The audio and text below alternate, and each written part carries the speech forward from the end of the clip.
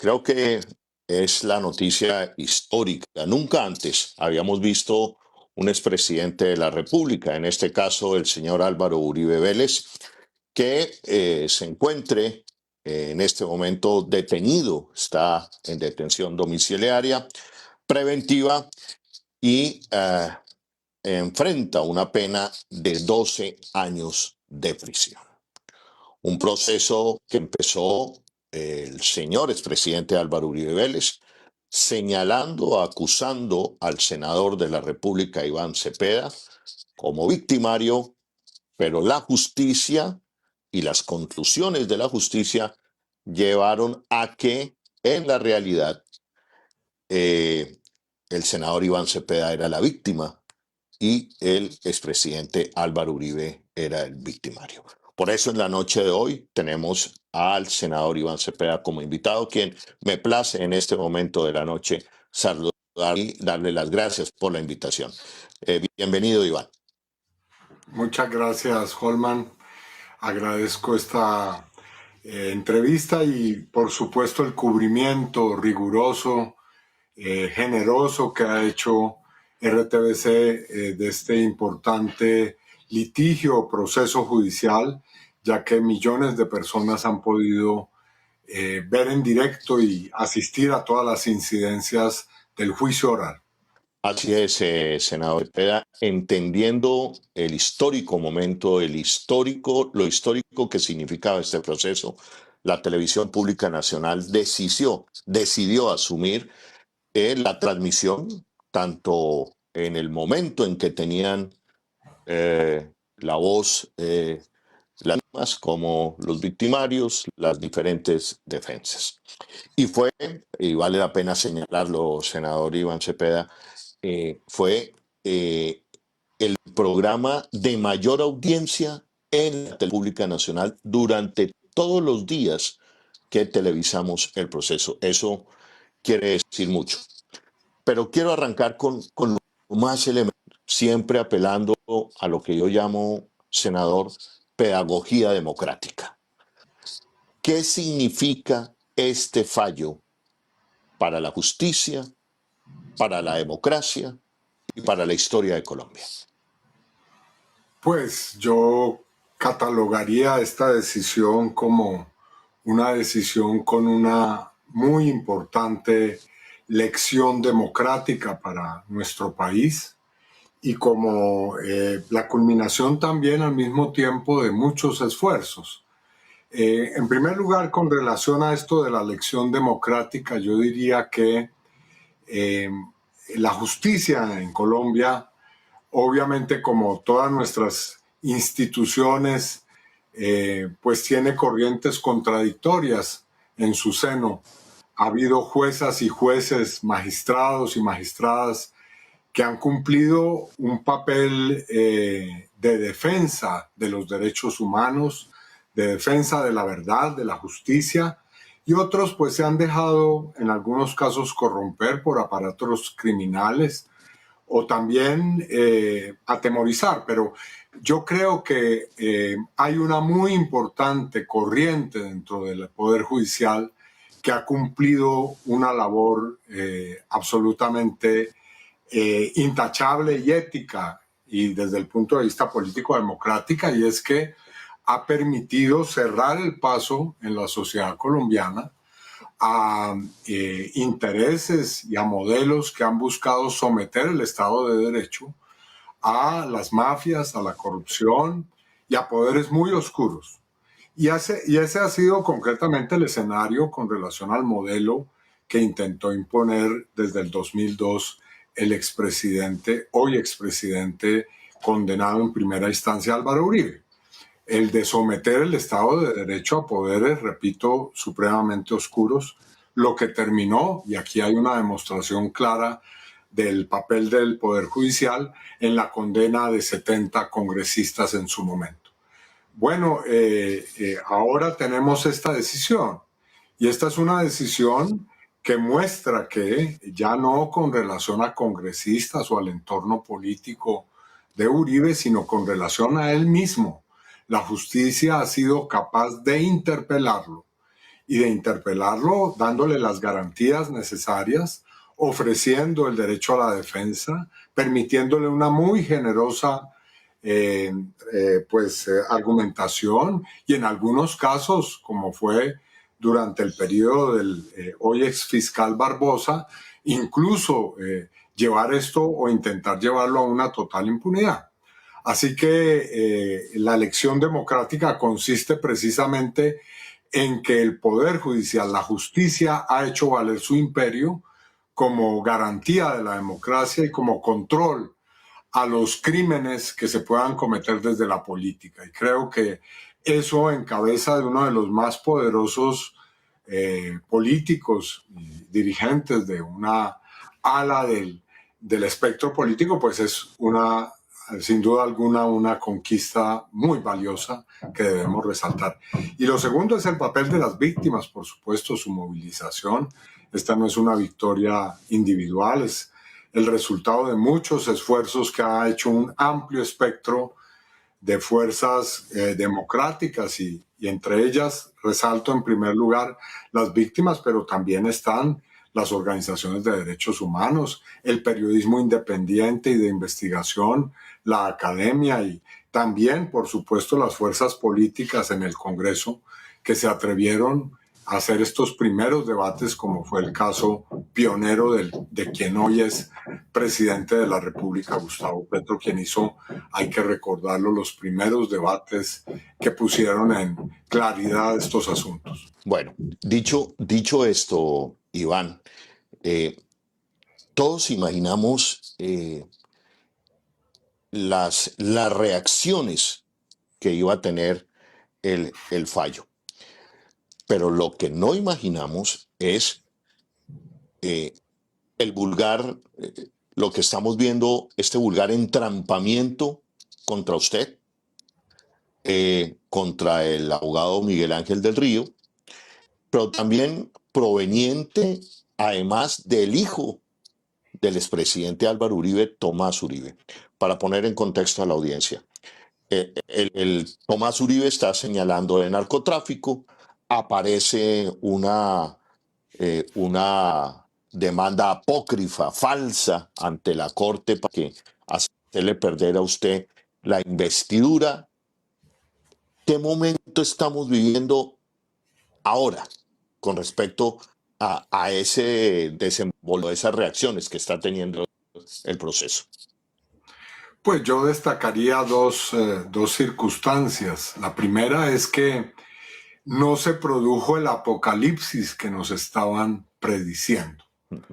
Es decir, que el país no se paralizó, no se acabó pues el mundo el día en que esta valiente jueza de la República toma la decisión de condenar al expresidente y además de inmediatamente pedir su privación de libertad porque se están produciendo hechos que atentan contra la independencia judicial y que ponen en riesgo a muchas personas que han estado involucrados en este juicio. No se ha producido entonces esa debacle del país porque se haya producido esta condena, y eso me parece muy saludable porque muestra que hay una resistencia democrática a cualquier intento porque una decisión tan importante pueda llevarnos a una situación también de anarquía o de extrema violencia. Y en segundo lugar, pues sí, evidentemente viene el coletazo, por decirlo de alguna manera, desde el lado del expresidente Uribe, de él mismo, buscando toda suerte de presiones a la justicia, intervención del gobierno de Estados Unidos en la independencia de nuestro poder judicial, amenazas de los precandidatos y precandidatas del Centro Democrático, también de los hijos del expresidente, como aquí bien se ha dicho, y por otra parte, acciones abiertamente ilegales y criminales, como son las que hemos venido denunciando. Primero, el 25 de junio, es decir, un mes antes de la decisión judicial, ya con el abogado Miguel Ángel del Río, habíamos sonado la primera alarma. Habíamos detectado que había un plan para involucrarnos con organizaciones del narcotráfico. Y semanas después, el periodista Daniel Coronel ha dado a conocer a la opinión pública grabaciones en las que un señor, un testigo, aparece hablando con el también enjuiciado Diego Cadena, quien les ofrece la posibilidad de entrar en contacto con agencias de inteligencia y de investigación estadounidenses, concretamente con la DEA y con el FBI, y aparecen otros audios en los que ya no es un ofrecimiento, sino pasos que se dan concretamente para realizar un entrampamiento del doctor Del Río y también que me involucraría a mí. Eso lo denunciamos ante la Fiscalía. Y después del el fallo y de la decisión judicial, ahora este nuevo hecho en el que una persona aparece suplantada, un abogado, y porque se dan fortuitamente, afortunadamente, unas circunstancias, se logra entender que hay una suplantación. Y también el periodista Daniel Coronel, pues entrevista en la mañana de hoy al abogado que ha sido suplantado para elevar primero ante el Consejo de Estado, pero también ante la Corte Suprema de Justicia, instancia en la cual la magistrada Lombana Cristina Lombana ya tiene un proceso por estos asuntos, involucrarme a mí de nuevo en narcotráfico, en lavado de activos, en doble militancia y no sé qué otros delitos supuestos. Y también, al parecer, al doctor Eduardo Montealegre, quien es hoy ministro de Justicia. Entonces, evidentemente todo esto no ocurre como una serie de hechos casuales, fortuitos. No, todo eso está planificado, lo hemos visto en otros momentos de este proceso judicial y lo estamos viendo hoy también. Exactamente, Iván, yo comparto completamente con usted que esto está planificado. Cuando yo veo y leo el trino de Tomás Uribe, que se atreve a lanzar semejante señalamiento contra usted, prácticamente de narcotraficante, pues uno dice, esto lo tuvieron que haber pensado muy bien antes de lanzar esto. Y eso nos pone en otro plano en este momento, pone en otro plano a la justicia, pone en otro plano a la democracia y se une a lo que yo creo, lo ha denunciado Daniel Coronel, que aquí van a empezar a cobrarle a la gente que ha estado aportando pruebas a las víctimas de este proceso, van a empezarle seguramente a hacer montajes judiciales y ahí entramos a otra faceta. ¿Usted está viendo eso, Iván? Sí, por supuesto. Y es más, yo creo que no es un hecho que sea propio de este proceso. Es un patrón de conducta de Álvaro Uribe, ¿no? Que lo hemos visto desplegarse en el tiempo contra el exmagistrado Iván Velázquez, por ejemplo, contra la Sala Penal de la Corte Suprema de Justicia, cuando desarrollaba los procesos de la parapolítica y concretamente cuando interpeló al primo de Uribe, a Mario Uribe. Luego, con relación al magistrado Barceló, que fue el que revirtió las cosas en este proceso, luego de una muy seria investigación que hizo la Corte Suprema. Luego, contra el magistrado Reyes de la Sala de Instrucción de la Corte Suprema de Justicia, ahora contra la jueza Heredia. En fin, la lista es muy larga. Y no solamente de jueces, sino también de otra clase de personas, periodistas que aparecen o aparecieron víctimas de espionaje bajo su gobierno, actores políticos, en fin. Ahí hay una máquina que utiliza Álvaro Uribe periódicamente contra sus adversarios, sea en el plano político o en el caso presente en las acciones judiciales. Y a mí no me cabe la menor duda que ahora estas presiones, pues sí, son una venganza, por supuesto, pero también tienen por propósito ir generando un ambiente para la decisión de segunda instancia que, como ustedes saben, deberá producirse en los próximos 2 meses o en las próximas semanas, por parte del Tribunal Superior de Bogotá. Una de sus salas va a tener que absolver esta apelación que ha presentado la defensa de Uribe, y no me cabe la menor duda, es más, ya hay presiones fuertes con relación a esa decisión. Iván, a mí me preocupa, digamos, este tipo de, y como le debe preocupar a cualquier demócrata en Colombia, este tipo de entrampamientos de los cuales ya vimos cómo fue el proceso de paz víctima de un entrampamiento cuando el fiscal era Néstor Humberto Martínez. Y aquí aparecían agencias internacionales y estamos viendo que son nombradas agencias internacionales en este momento que harían supuestamente parte del entrampamiento, pero también una injerencia política de congresistas de los Estados Unidos como nunca antes yo haya visto o registrado en la historia reciente de Colombia. Sí, lamentablemente estamos viendo que se está reproduciendo en Colombia, o con relación a Colombia, lo que ya se está haciendo con otros países como Brasil. Y es que la administración actual del gobierno estadounidense, el presidente Trump y su gobierno, están realizando acciones de clara intervención en la independencia de los poderes judiciales de nuestros países.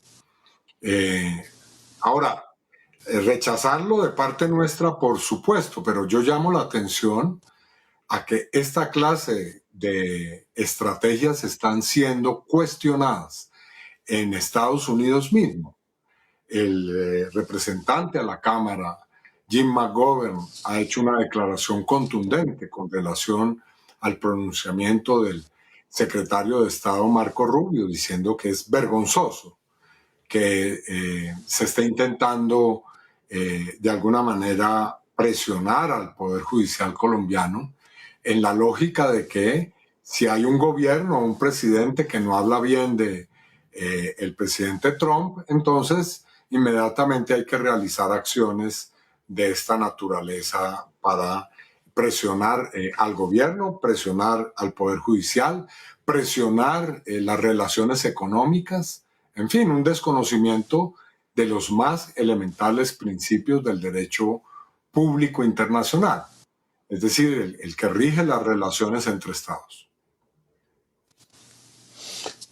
Sí, Iván, pero digamos que ante esta injerencia burda, el silencio de algunas instituciones del Estado, de las Cortes, del Congreso, ¿no siente usted que esto ha pasado sin mayor controversia, esta injerencia por parte de los Estados Unidos? Bueno, sí hay silencios muy llamativos, ¿no? Este es un hecho que agrede la soberanía de nuestro país, la majestad de la justicia, a todo el Poder Judicial. Está dirigido contra la señora jueza que ha tomado la decisión. Pero evidentemente es una advertencia y un mensaje contra todo el Poder Judicial. Entonces sí, aquí se requieren, por supuesto, respuestas, obviamente dentro de la diplomacia y el respeto que hay que asumir en estas relaciones internacionales, pero defendiendo nuestra dignidad y nuestra soberanía como nación. Este no es un problema del gobierno, del presidente Petro, de una colectividad política, atañe a nuestra soberanía, atañe a las decisiones que tomamos como Estado. Y hoy es esta decisión, pero mañana puede ser cualquier otra que el gobierno de Estados Unidos considere no es apropiada, no sirve a sus intereses, entonces sencillamente pues se va por la vía de la intervención. Estás viendo Señal Colombia, la señal de la gente. Las culturas tienen señal en Radio Nacional de Colombia y Señal Colombia. Transmisiones desde el Teatro Colón. Sala Delia Zapata Olivella. Sala Teresita Gómez. Sala Fanny Mickey. La televisión pública y el Centro Nacional de las Artes se unen por primera vez para llevar las artes escénicas más cerca de la gente.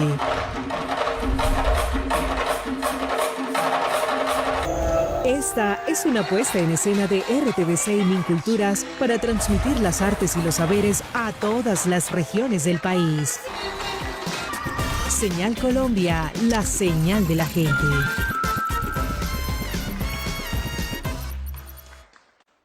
Este jueves festivo 7 de agosto, 8 de la noche. Las grandes voces del joropo estarán por Radio Nacional de Colombia y Señal Colombia en la repetición del evento musical Voces del Joropo. Invitados: Jorge Albarracín León, Reinaldo Armas, Luis Silva, Aries Bigot, Germán Fleitas Veroes, César Orellana, Julián Indriago Díaz, Pelón Flores, José Rolando Díaz Anare, Elio Manuel Molina Sosa, El Cholo Valderrama, Jorge Guerrero. Radio Nacional de Colombia y Señal Colombia, la señal de la gente. Jueves festivo 7 de agosto a las 5:30 de la tarde. Nubes grises soplan sobre el campo verde. La historia de Manuel, un anciano con cáncer terminal que teme al morir dejar sin amparo a su hijo Simón, quien padece de una discapacidad cognitiva profunda. Al agotar todas las posibilidades para que alguien se haga cargo del muchacho, Manuel valientemente realiza el más profundo acto de amor. A mí no me da miedo irme. Me da miedo lo que dejo. Nubes grises soplan sobre el campo verde. Jueves festivo 7 de agosto a las 5:30 de la tarde. Por Señal Colombia, la señal de la paz.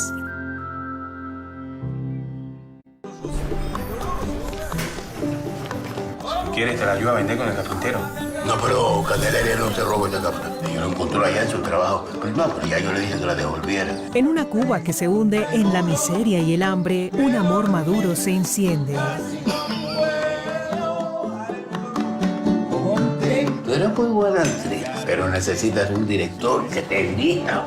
Epa. Desde hace años no veía una joya como la que me trajiste. Todas las vamos a vender a una excelente precio. En cine nos vemos. Candelaria. Domingo 10 de agosto, 5:30 de la tarde. Por Señal Colombia, la señal de la gente. Señal Colombia gana 2 galardones en los Premios Príncipe de los Páramos. Un reconocimiento a la diversidad colombiana. Mejor documental en coproducción con la Fundación Nativo. Somos héroes al rescate animal con el capítulo Ballenas. Un viaje al corazón del Pacífico donde la ciencia y el amor por las ballenas jorobadas enfrentan la amenaza del turismo desmedido. Bueno, ahí va. Si ven algo como aguamarina, como más clarito, ahí va. Mejor serie de animación en coproducción con Piragna. Frailejón Ernesto Pérez y el acecho de las sombras siniestras. Una épica ambiental donde el frailejón y los héroes ambientales se enfrentan a las fuerzas que corrompen el planeta Tierra. La insensibilidad no tiene límites. ¡Ay, no puede ser! Señal Colombia, la señal de la paz. Iván, a muchos nos llamó la atención cómo cuando se iban dando los pasos de la juez, cuando se iba viendo el proceso para dónde iba, se lanza toda una campaña, voy a tratar de utilizar los mejores términos, de lavar la cara, de lavarle, sí, el rostro al expresidente Álvaro Uribe Vélez. Y más que todo, esa campaña jugó en los medios, en los grandes medios de comunicación. Y pareciera que los titulares y las redes se convirtieran en tribunales de justicia. ¿Qué papel juegan aquí estas estrategias de redes? Y no lo podemos desconocer, Iván, pues un cierto entorno mediático que favorece al expresidente Álvaro Uribe Vélez que va a presionar estos días con todo, digamos, descalificar a la juez, descalificarlo a usted, descalificar a las víctimas, descalificar el fallo. ¿Qué análisis hace ustedes? Pues por supuesto es un...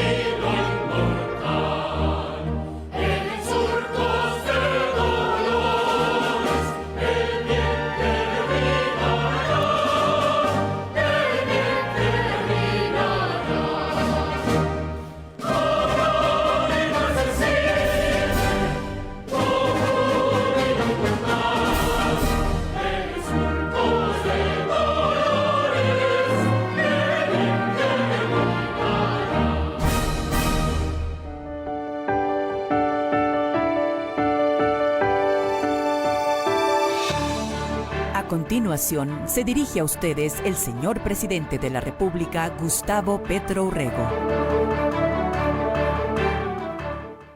Buenas noches, colombianas, colombianos.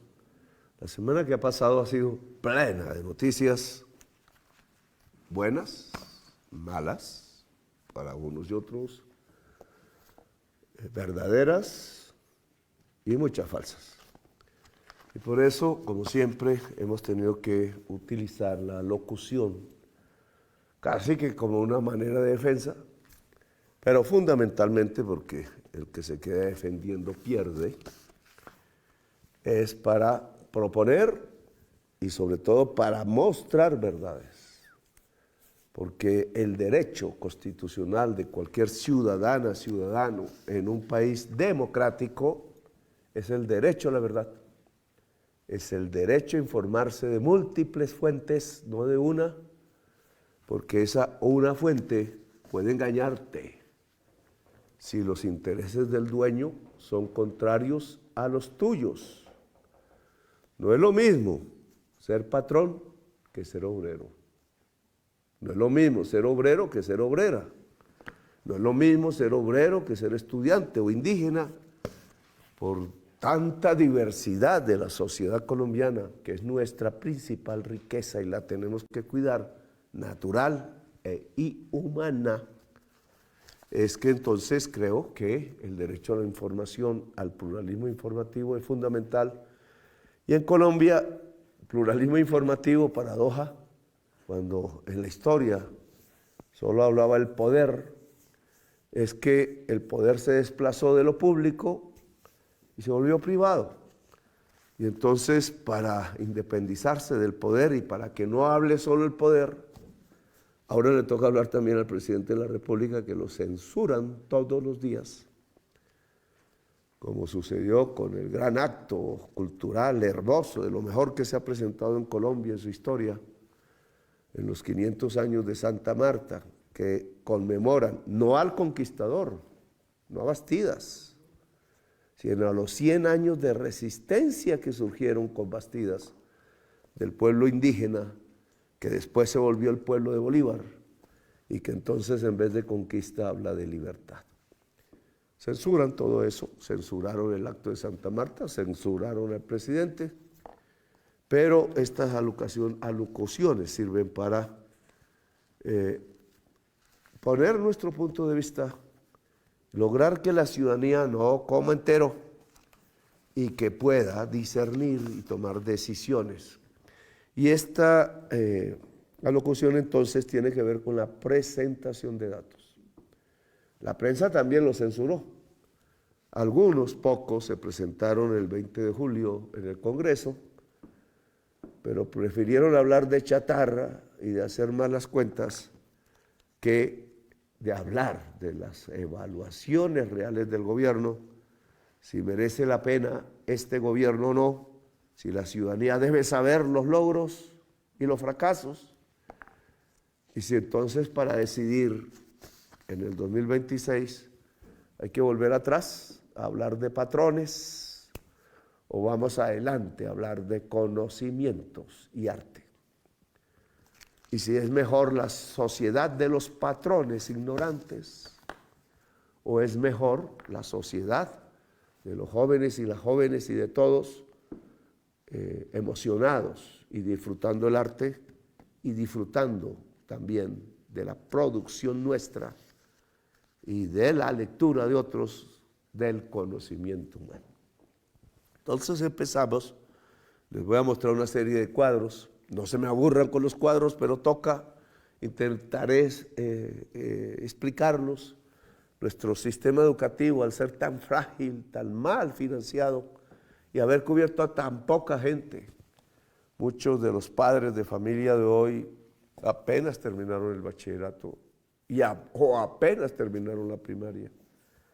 Sus hijos han logrado mejores niveles, lo vamos a ver, pero en promedio nuestra capacidad de lograr captar estas matemáticas difíciles pues es pequeña. Entonces, no es que sea yo un gran matemático brillante, ya me lo critican, fui el mejor estudiante de matemáticas de mi colegio público, que en ese momento tenía la mejor educación pública de Colombia, porque de ahí salió García Márquez, y un presidente, y otros presidentes, sino que deterioraron tanto la financiación de la educación que se tiraron los colegios y la educación pública. Y por eso tenemos que hacer un esfuerzo explicando. Y vamos a explicar. Comenzamos por economía. ¿Cómo nos ha ido la economía en la variable más importante?